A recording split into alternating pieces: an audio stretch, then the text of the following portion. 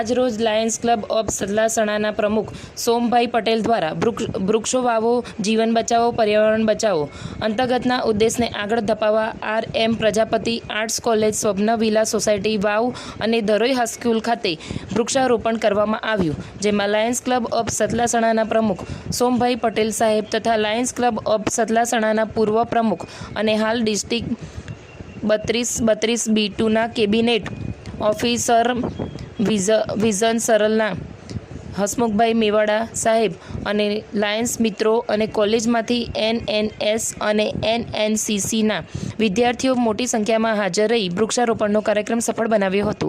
આજના વૃક્ષારોપણનો તમામ શ્રેય લાયન્સ ક્લબ ઓફ સતલાસણાના પ્રમુખ સોમભાઈ પટેલના આગવી સૂઝ અને સુંદર આયોજન માટે તમામ હોદ્દેદારો અને શુભકામનાઓ પાઠવી હતી.